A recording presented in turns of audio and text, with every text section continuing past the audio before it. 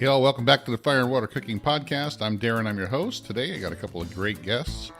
I have Mike LeChartie and Jason Logsdon from the International Sous Vide Association. They've been on before, and we're going to talk about the ISVA and the Sous Vide Summit for 2020. I'll be right back with Mike and Jason. Smoking, grilling, getting hot and hotter, sous vide and chilling from fire and water.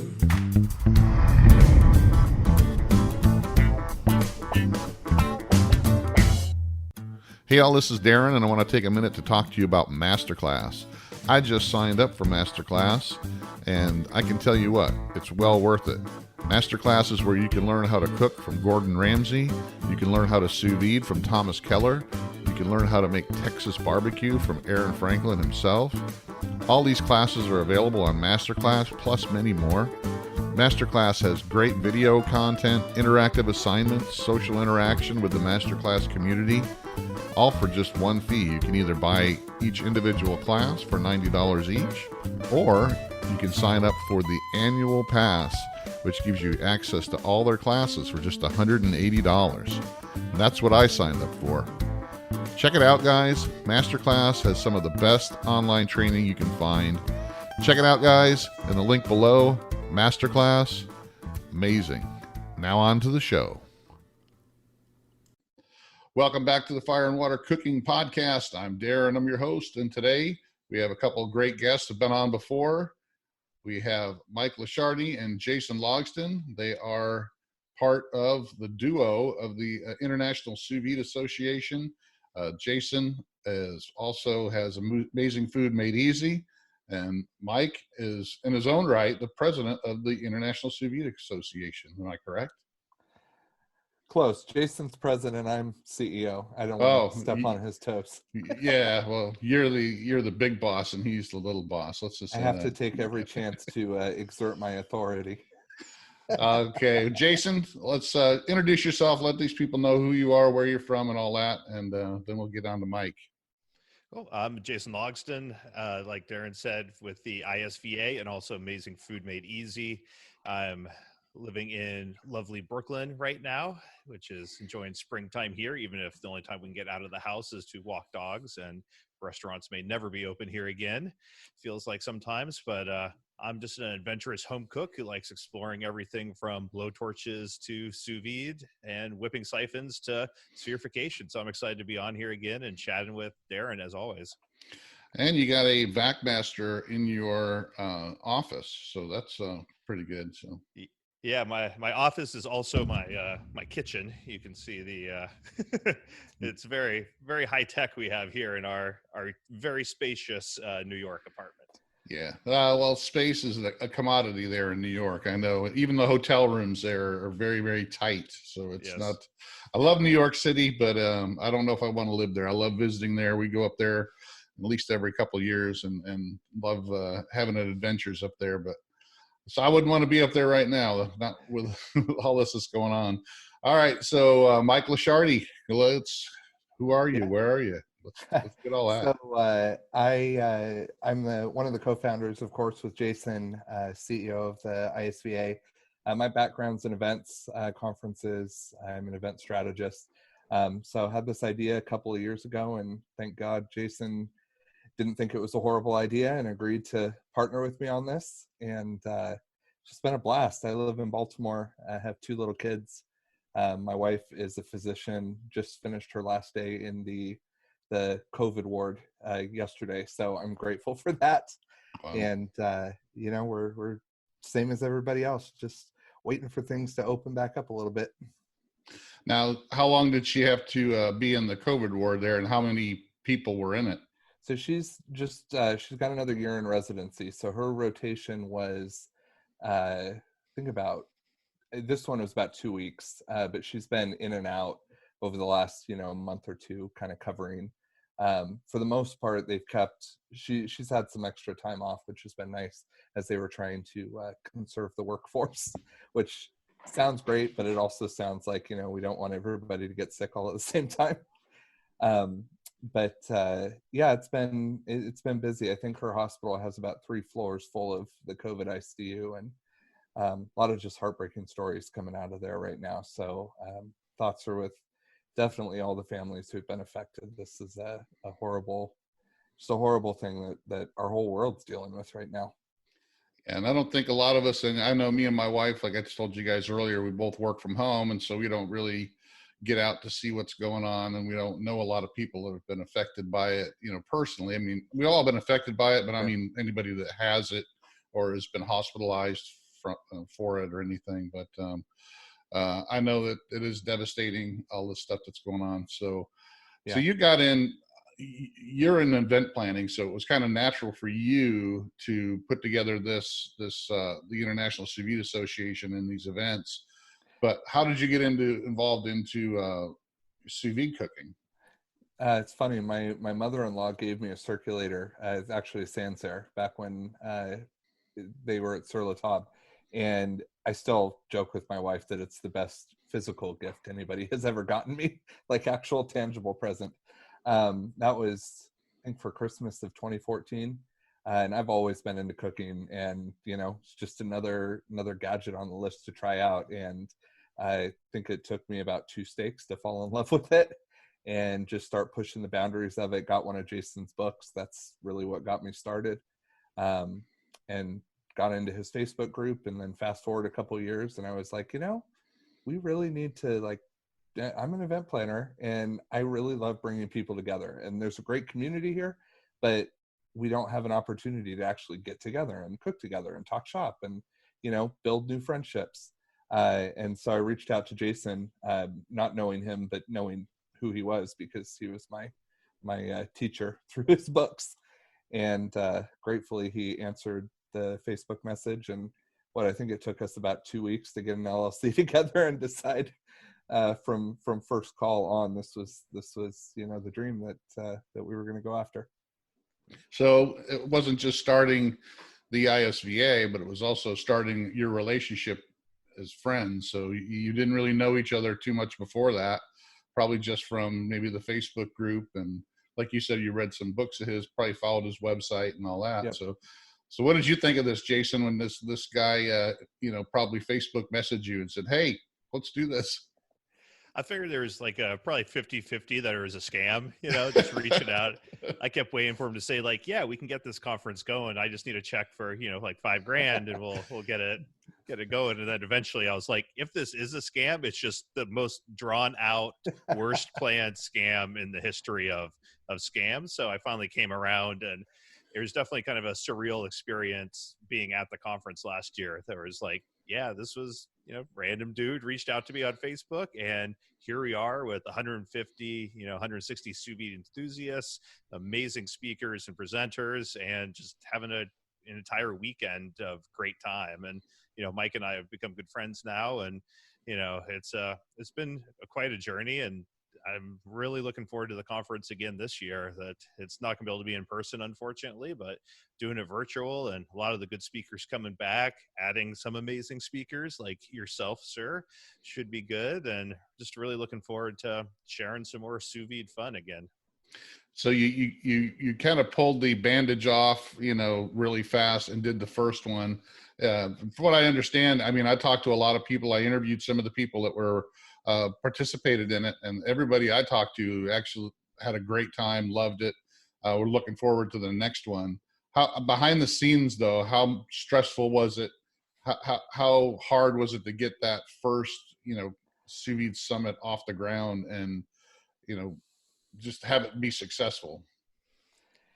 There's a ton of work. There's a whole lot that went into it, and Mike and I were both really busy for the whole. We basically had, I think, 15 months to plan it and get the sponsors on board and convince them of stuff. And it was funny because people at the conference kept coming up to me because I was emceeing and I was out there a lot, and they'd say where are the power cords? I go, I don't know, ask Mike. Where is this? I don't know, ask Mike. There was so much behind the scenes details and coordination that he handled from start to finish that it was really amazing. Just, how much he had done that I didn't even need to be involved in, that he put me in front of a lot of the sponsors and a lot of the speakers and kind of in front of the attendees. And he handled almost all of the logistics of the entire conference on his own. So Mike, you do this for a living. How different is it for doing it for somebody else than doing it for something that you actually started and built yourself? I mean, there's a certain stress that comes with it because, at the end of the day, you're the one writing the checks. But overall, it was just fun. I mean, I love this work. There's a reason that I do what I do. I love the business and I love food, and so marrying the two was just natural. And if there's one regret, it's that I only got to go to one session at my own conference, which we're working on. Gratefully, we've had some awesome people step up since the last one who were there, who said, "Look, we want to help, we want to be a part of this." But that was sort of Jason and I, really the conversation going into it is, look, we got to divide and conquer. I can't be everywhere, you can't be everywhere, and this is my deal. And you're great with people, so let's just kind of make it happen, make it awesome, and then we'll troubleshoot it after and figure out what we need to change for next time.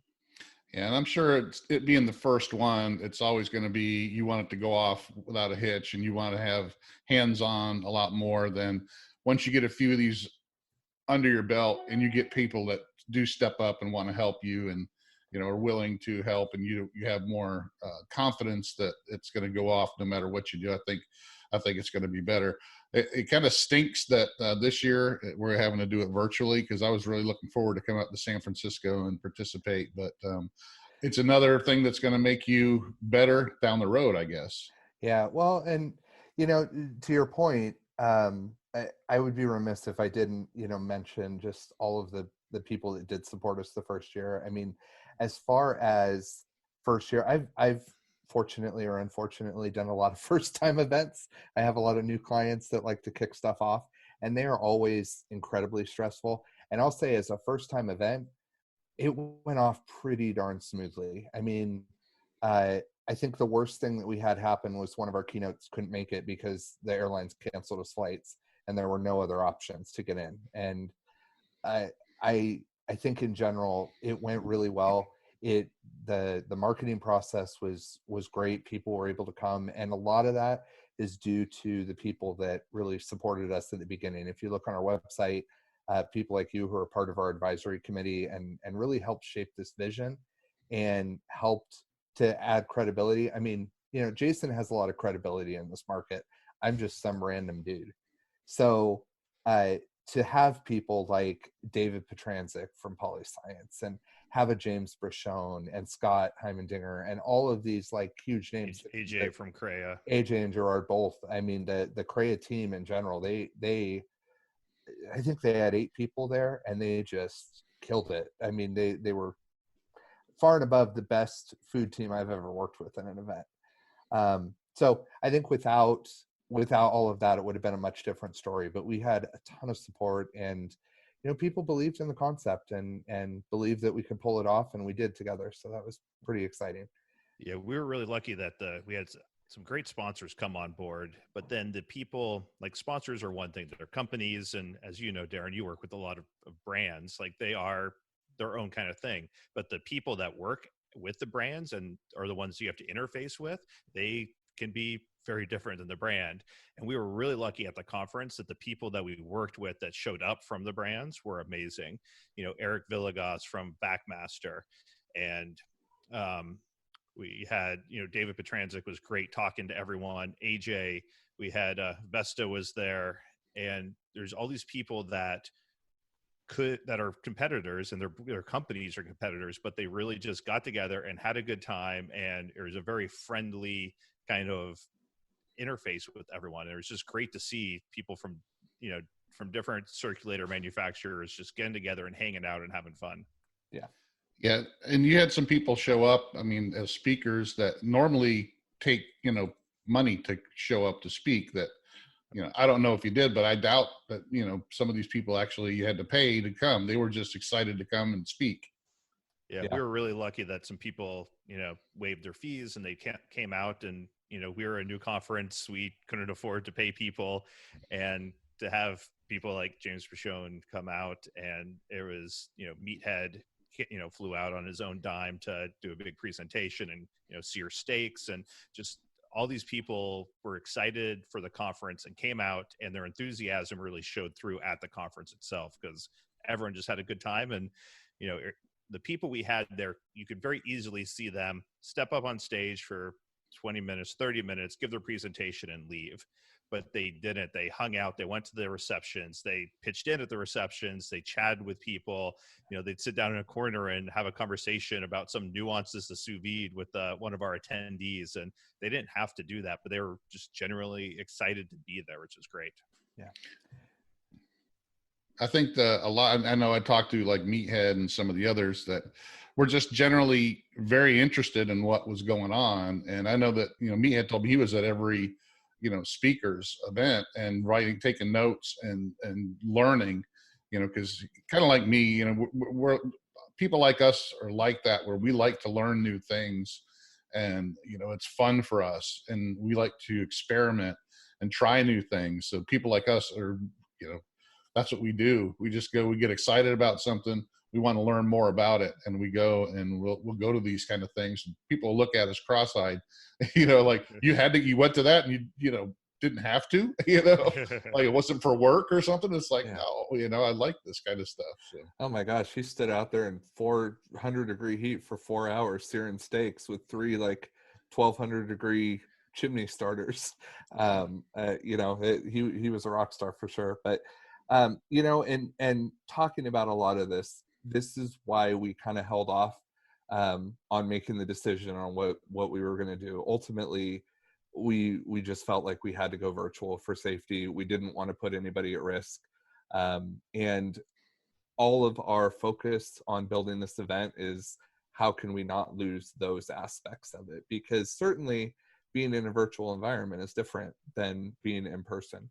And there are some limitations, but it also opens up other options. So one of the cool things we're talking about is having some of the chefs do cook along lunches. So we'll send out the ingredient list in advance, let you know kind of what you got to pre-cook or get in the bath that morning. And then you'll be able to choose, hey, do I want to go to this room with this chef, this room with this chef, and be able to make lunch together. So still enjoy the high quality food, even though we're not, all together in one place. So let's talk about the 2020 virtual summit now. Yep. Is it going to be a mixture of live events and pre-recorded events? Is it, how, I know you're probably still in the process of planning it and trying to get it all together, but what is your vision of how this is going to go about? The majority of the presentations and demos will be live. We have some speakers that are interested that live in Australia, and whether or not we can convince them to wake up at 3 a.m. to do a live presentation for us we'll see about that. But the majority of people will be doing their presentation live. There'll probably be snippets of video, in their presentations just to highlight different things so people can see it a little bit better. But we like having our speakers on there. We're leaving. One of the feedback we got last year was there wasn't enough time for questions when you have these experts on there. So we're leaving more time for questions. We're going to be taking them from people watching the presentations live. And, me or Lennox Perez will be on there, and we'll be doing, kind of moderating and grabbing questions out of the crowd and sharing that with people. So it should be a live interactive experience the entire time. Yep. So there it is on the screen, going virtual, the ISVA Sous Vide Summit.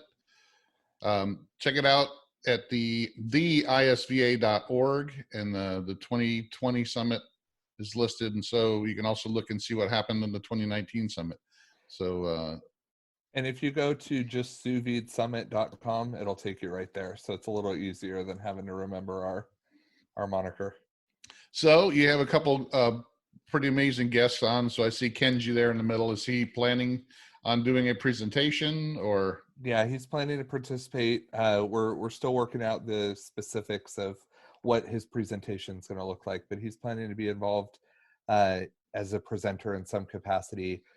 Master Chef Rich Rosendale, super excited to have him there as one of our keynotes, and of course James Brisson coming up, and he was so bummed. No plane problems.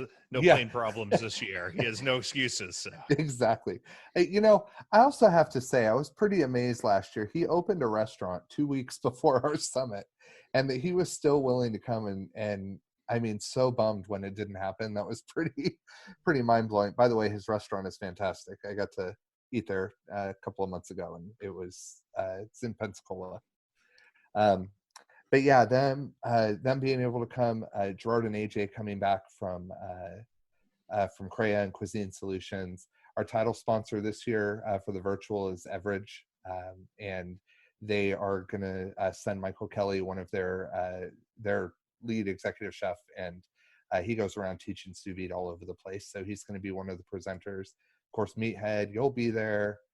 Jason's trying to get me to do something, but I'm trying to save y'all from having to worry about that. So Eric Villegas from Yes. Backmaster will be there. He was probably one of my favorite people I met at the conference. He's just Full of energy. He's full of energy. so energy, and he's so nice and just enthusiastic. He was great. So I'm really excited for him to come back. Dave Petranzik, one of the most knowledgeable cooks that I've ever met, will be there again, doing at least one or two presentations, and a lot of big names. So it should be I'm looking forward to learning a ton. Yeah, and being that it's virtual, it actually gives people. We're having more sessions this year, partially because it's virtual. We're inviting more. So I mean, that was one of the things that we were really happy with last year, was the diversity of the content. And I think talking about like Meathead going through and taking notes, and a lot of people, there was a lot of diversity. There's a lot of different content, and we're still keeping that the same. We're going to be able to offer even more this year. So. Chris and Paul, the pie guys, are coming back to do a custard pie this year. They're going to do a sous vide custard pie this year. They just did one, and I think it was the pina colada pie. It wasn't sous vide, but they have just such inventive mixes, and they always win best in show for something. Their cherry pie, best cherry pie in the U.S. last year, it won at the National Pie Championships, and they were willing to put that in our cookbook. So that was awesome. Yeah, they were on my podcast too. They were a couple of great guys. So yeah, I got their book too. Yeah, it was they had some really, really amazing pie recipes in there. But you're also going to have some new people on, like my favorite couple that I actually started following about 6 months ago, and they've grown really quick, is Carmen and Kevin Coe, from Kind of Cooking. I actually just had a call with them this afternoon, a video call, just chatting and talking. They're so fun. I'm so excited that they're going to be able to be a part of this. Yeah, they're going to be really big. I mean, I started watching their videos when they first started, and I told them, I said, you guys got it. You just put Carmen on the videos every time, though. You got to have Carmen. I told Kevin, I said, because he'd put his picture on the thumbnail, and I said, you got to put Carmen on there. She makes these goofy faces that you just want to click on it. So, but they're fun to watch. They're a couple of great. You're gonna have Lloyd Cappuccio on. I love Lloyd. He goes deeper into some of the minutia of sous vide than anybody I ever know, and I just like watching him and reading his blog and talking to him about some of the stuff that he does. I mean, he does stuff that I don't want to take the time to do. Yeah. He blows my mind. I mean, the guy was an air traffic controller, and he just, the level of detail that he has on stuff and the enjoyment that he gets out of like all of the scientific testing, it's fantastic.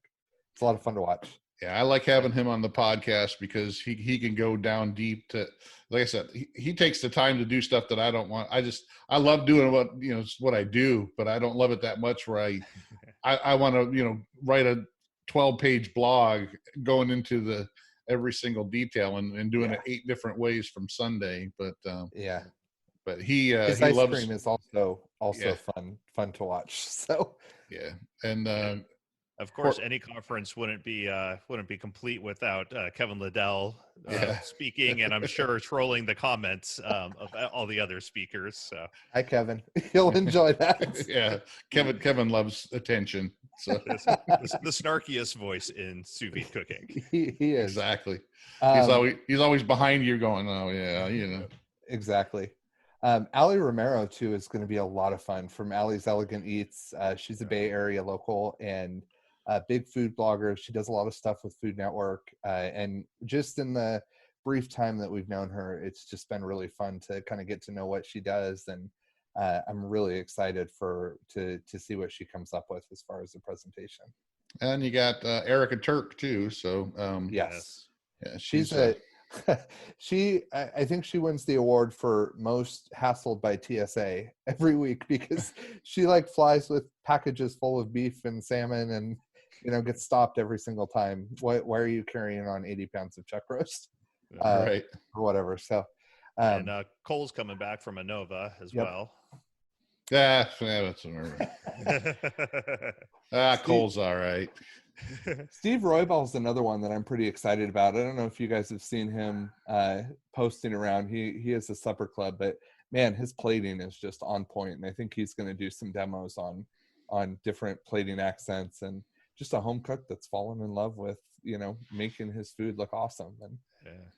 I also have an inside track that everyone's favorite exotic meat chef, Justice Stewart, he's committed to coming back, but he might have to record his ahead of time or do it remotely, because apparently it's his birthday weekend, and he has a fishing trip to Maine planned, fishing for shark.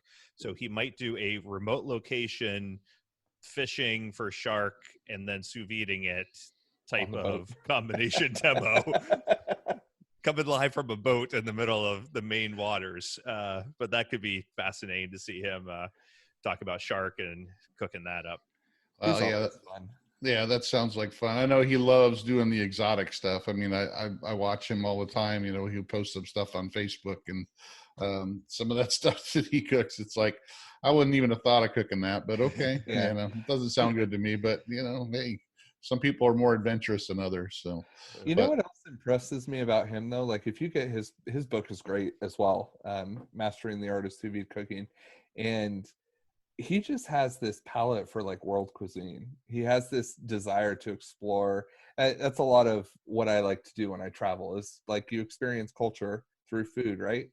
And he just has this ability to pull recipes from different cultures and really explore what makes them unique, and that it's a lot of what I've taken out of his book. So I'm always excited to hear him. He's also just a fun guy to hang around with and hear talk. So yeah, definitely. Yeah, and like I said, he's always got some kind of weird stuff that he likes to cook, but it's always fun to watch, and he plates amazingly too. Some of the stuff you go, wow, look at that. So, yeah. I mean, but Never thought of eating ostrich, but when it looks like that, maybe I would try. I've had ostrich before, but I mean, he does some other stuff that you're just like, okay. I think the most wild one, and I love game, I love adventurous meat, but I think the wildest one I've seen him do was the Sichuan style jellyfish. I didn't even know you could eat jellyfish, but that's on his blog. That one's pretty intense. Jellyfish is shockingly crunchy. I had no idea until after Justice talked about that. We went out to a Chinese restaurant here in the city, and it was specific to a province that eats a lot of jellyfish, and so they had two different jellyfish preparations on the menu, and so we got it, and it was different. I don't think I enjoyed it, but it was definitely an unusual texture and taste that I couldn't really compare it to anything else I've ever had. Well, now I know where I'm eating next time I come to New York. Yeah. Jellyfish. Put it on a little toast with peanut butter, right? Hey, Darren, could you smoke that? Yeah, I could probably. It's like octopus, you know, it's good on the grill, right? Yeah. Yep. I bet you some cold smoked jellyfish. There's an application for that. Yeah. Gonna have to try that out. All right. So let's talk about what else is going on. So we got the International Sous Vide Summit coming out, and it's going to be virtual. What are the dates for that now? August 21st through the 23rd. And I will have that listed, you know, in the description below as well. So awesome. Now you got some other stuff coming out. So who wants to talk about the other things you got coming down the pike for the International Sous Vide Association? You want to talk about the you're the brains of the network, Mike. So I don't know. I think this was your brainchild, but we just wrapped up yesterday our first recipe contest, which is pretty exciting. It was Sous Vide Comfort Foods, and we got a bunch of great submissions. That I know, Darren, you've already been through them. You're one of our judges. But there's a lot of really good looking food there. And I had a really hard time going through and narrowing down my list. So, it'll be exciting. We're our judges are working on it this week, and then that's going out next week for a live vote on Facebook. So watch our page, facebook.com/the ISVA, and we'll have voting up there probably in about a week. But then we're going to try to do these monthly, at least for the next few months, because they're fun and give us something to do in the quarantine time. So starting June 1st, we're going to have a sous vide barbecue contest. So that's the next one. And that'll give you guys about a week to get some extra prep before we put it on Facebook. So there's a little throw in for Darren's podcast listeners there. Yeah, that'll work. Sous It'll be vide a lot of fun. barbecue is going to be fun. So The other big thing we have coming down is we're just opening up our new network for sous vide enthusiasts. We're trying to build a community, kind of more interactions for the people that are at the conference and people from the Facebook groups that can come together and, share recipes, talk about sous vide, get a lot of benefits to, some perks for the conferences, discounts, some VIP access to some of the speakers. And so we're trying to build out some of that stuff, which will hopefully provide a lot of information. And really, we're focused on providing a community for sous vide enthusiasts. Yep, absolutely. And that's where we'll host. We already have all the audio recordings in there from last year's summit for most of the sessions. So that's where we'll host that. We'll be able to host the recordings from this year's conference, and have some special VIP talks with some of the all-star sous viders that come to the conference, just little Q&A sessions. And we're doing some of those on Facebook currently, and Jason's been taking the head on those. So we just did one with Dave Petranzik last week, and we've got, I don't know if we have the next one on the calendar yet, but they're coming in the next couple of weeks. Yeah, I've been chatting with a few different people. So I know Darren has talked about coming on. Justice is coming on, and I've talked to a few other. AJ has expressed interest. So we're got some big names coming up, and it's a fun time. Dave and I made some smoked daiquiris and then chatted sous vide for a while. So it's always an interesting time and enjoyable. there's a lot more interest coming up, I think, in the last 6 months now. There's a lot more innovation coming into the sous vide cookers. There's more, with that more interest, there comes more companies that are offering sous vide, not just the cheap Chinese knockoffs. I'm talking like with Vesta, coming out with a full product line aimed more at the home cook. Yep. There's more interest in some of the bigger vac sealer companies that have been concentrating mostly on, the commercial side, that are starting to, see that there's a lot more, the vacuum sealers get a lot more action now because of sous vide cooking. People are looking at vacuum sealers more than they did. Yeah. Food savers, have been around, and seal a meal and all that have been around for a long time. Yeah. But not as now that people are seeing they can use it for sous vide. I think it's getting more and more of them in people's homes. And I've seen chamber sealers now. You can get a good home-sized chamber sealer, for $500-600. Yeah. That's not taking up your whole counter like the Backmasters do. So Yeah. I mean, I'm seeing a lot more interest, and I think sous vide is driving a lot of that, and more people wanting to cook. And I think this pandemic has helped with that as well. I saw a lot more traffic coming through the Facebook group, and Absolutely. even my YouTube channel and all that, just from people wanting to learn because they got nothing else to do, right? Yeah. It's been a hard time, but there's, it's like everything. There's always silver lining. There's always benefits. There's always good things that come out of the hard times. And I know even for myself, I mean, I've got a lot going on. I've had a lot more time to cook for the family. And I know a lot of families are in that same kind of place, and had to be a little more creative because we're trying not to go to the grocery store, every day. Which I kind of miss. That was sort of my free time. I go at 9:00 at night, go shopping when the store was empty. But there's a lot of focus that we've been able to do. There's a lot of just time to talk about other projects. The community, which is called Champions of Sous Vide, is something we've talked about, but hey, when was that going to happen? Well, look, we're given this perfect time to roll this out, and with all of the separation and the distancing, we really want that to be a place that can bring people together. And I mean, I actually, as few sessions as I went to, I made some great friends at the first summit. Like there's power in getting together. And that's really, I think, what the hope for the community is just to build relationships and new friendships and all of that kind of stuff. So, it's given us time to focus on, I think, what's important in a lot of ways. Yeah, I think it's, getting back to what you said, since people are, home locked down, they're pulling stuff out of their freezer that they haven't, seen in a long time, or they're trying to find the stuff in their cupboard and figure out different ways to cook it and different menus to try, because can't go to restaurants, you can't go out and try something new. I mean, so they're having to cook home a lot more. And so I found, Jason, have you found that your book sales or your website traffic and the Facebook group have gone up since then too?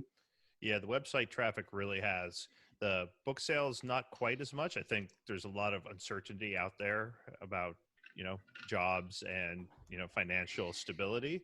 So there's been a little less book sales, but there's been I have the free email course, the Sous Vide Quick Start, and a lot of people are taking that. We've seen that really jump up a lot, and tons more web traffic. Yeah, I think it's like you said, Mike. There's always a silver lining to this, and I think that once people start to get hooked, like we have, I got hooked on sous vide. It was just like lighting a fire, Yeah. And I think people get excited. I've seen a lot more people come in my Facebook group, and they're just excited. They got their first sous vide. People are going out and buying all the equipment, even though it is tough times right now. But sous vide, you don't have to go out and buy the most expensive equipment to get started. That's the good thing about it. You can use a stock pot and a $60 cheap sous vide unit nowadays. You don't have to spend like when they first came out, $500-600. Yeah. A lot of the manufacturers, though, I mean, Innova just had that great sale, and I can't tell you how many. I sold at least 3 or 4 of those units in this one group I'm a part of, and they were like, "Oh man, I'm saving half. Now I can spend that money, and I'll buy the container, I'll buy the sealer. We just got outfitted for what we would have bought before." So it's definitely, even this period of time, I think, has made it more accessible in some ways, for that as well. Exactly.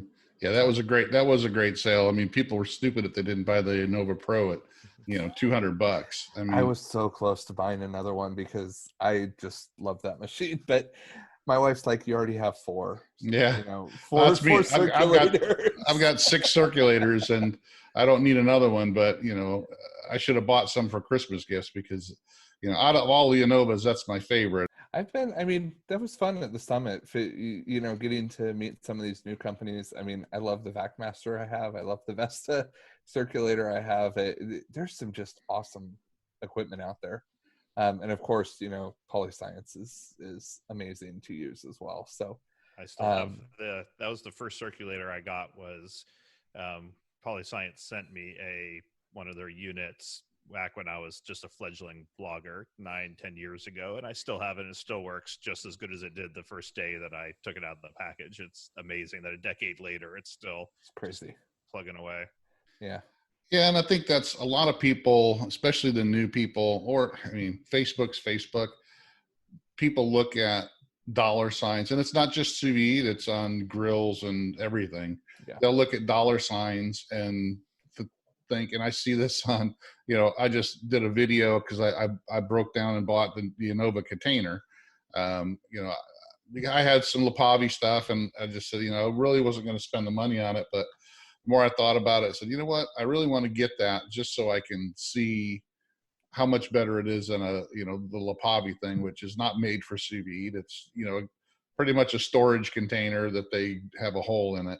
And I actually really like it, but people will sit there and complain, "Oh, $70 for a container. I can just, use a stock pot." And it's like, yes, you can. but this was literally designed for sous vide. And there's a lot of things that are thrown into this that you would pay extra for if you just buy one of those LeChartie containers that aren't much cheaper. When I do reviews, I break it down by, this is why, this does this is that, and this is why I like it, this is why I don't like it.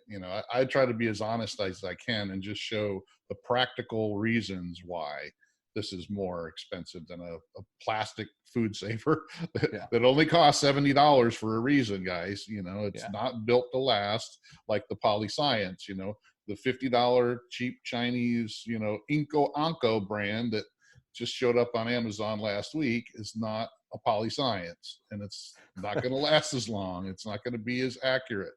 So the one that literally boils your food when you're not looking, Jason.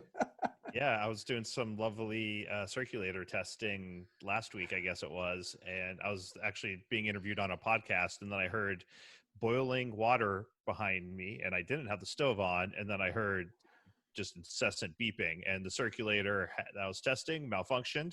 It brought it to a boil, and so I had a tri-tip flat iron steak and something else in there. So all three of them were now well done instead of medium rare, and there was $40 or $50 worth of meat in there because I was cooking for the week. And if I had bought that for $50 to save $50, I would have not had a circulator anymore, and I would have ruined $50 worth of food. I could have just got a high quality circulator to start with. Exactly. Thank God the media didn't get a hold of that, though. Could you imagine? They're boiling in a bag. It's real. Yeah, that's fine. I mean, you have that, whatever. And like I said, you're always going to have that kind of stuff. But it just it cracks me up sometimes. And people will argue over the silliest things. But, that's the internet, I guess. But I like having a company behind the equipment that I'm buying, that there's Polyscience is a company that cares about their brand. Yeah. Same with Anova and Vac-Master and Vesta and Jewel. Like, these are all companies. They aren't just things that are being drop shipped by random people trying to make money on Amazon. You might like one better than the other, but you can always yell at Cole if Anova goes wrong because it's a company that cares about their brand. And you can yell at Dave for Polyscience and Eric for Vac-Master. They all have people out there that you can communicate with and complain to if you need to. And they're usually going to take care of you if there is an issue. So that's the biggest thing. Absolutely. To have somebody that's going to, not just have the big presence, but also take care of you when you have an issue and make you feel warm and fuzzy, So, but yeah, it's definitely sometimes it's worth the extra price just for that alone. Yeah. Okay. It's probably very similar to this one that's $40 cheaper, but am I going to, have $40 worth of headache that I probably wouldn't have had with this other one? So, yeah. Like most things, the cheap one works fine when it's working. And when it goes wrong, which will probably happen more quickly with the cheap one, it's almost impossible to get fixed.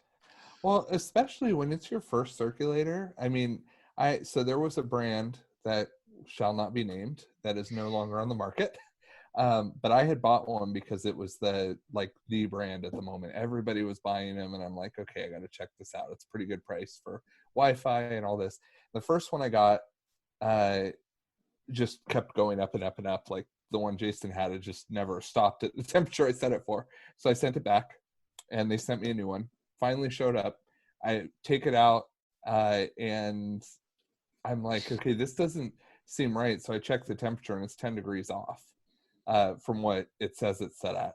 So I go to email the contact back, and now their doors are shut. Well, I bought one of those for a friend of mine who was cooking chicken breast, which is not something you want to play around with. And I'm like, go check the temperature right now and make sure. Sure enough, it was off, and he wouldn't have known. I mean, 10 degrees chicken, you can kind of tell from the color. But with a lot of things, now your pasteurization times are off. And if I just told him, hey, cook it for this long and it's safe, but you don't realize the temp is 10 degrees off, I mean, that's a huge deal. Yeah, especially when it's a precision cooking device. Yeah. That's the whole thing with sous vide is precision cooking. Half a degree is, okay, but 10 degrees. I mean, I've had some, I had some, Jason, I'm sure you get a bunch all the time where people send them to you. Oh, try my unit. It's like, all right, half of them go into garbage because that's the first thing I check. I take my instant read. I'll let it sit there for, an hour, and I'll put my instant read in there. And if it's, 3, 4, 5, 6 degrees off, it goes in the garbage. I mean, this is precision cooking. It's not just heat it up to whatever temperature, you want it to be. I mean, it doesn't, if it doesn't get to the temperature it's supposed to be at, or at least, within a half a degree or 1 degree, then there's no sense in even trying to play with it. So, yeah. So Jason, you got some things going on with your website and stuff too, right? With Amazing Food Made Easy, and then your Facebook page. Yep, got a few courses for people that are interested in learning about sous vide. Got the free sous vide quick start course. Then we got the Sous Vide Made Easy. I think you have a link to that from your site as well. I think you're Right. an affiliate for ours. They're both, the quick starts designed to take someone that, you've had your sous vide machine sit in your closet for the last 3 months and you just haven't had time to get around to it. It takes you from being scared of it to having cooked 2 or 3 meals successfully, and it just simplifies the whole process. So now you feel comfortable moving forward with your machine. And the Sous Vide Made Easy is a paid video course, and it dives into a lot more details about how you determine temperature, how you pick time, a bunch of different recipes, how beef works, chicken works, fish works, and it kind of steps you through from being a beginning to intermediate to being intermediate to advanced with your sous vide machine. Yeah, I think that's the biggest thing people need to get to understand when they first start looking at sous vide, is what it can actually do. And instead of just looking at it, well, I can cook a good steak with it. I mean, once they start really playing around with the different proteins and how they can take, I just did a video that I'm publishing right now because of the way, the meat's going up in price. Everybody's, because all the packing houses are, shutting down. So meat is going up in price. So I'm doing a video of showing you how to use sous vide to take those cheaper cuts like chuck roast and top round and bottom round roast that, normally you got to cook to death, braise them and just, get well done, or they're really tough, and use sous vide to make those cheaper cuts, a lot more palatable and more delicious, and show you how to use it for that.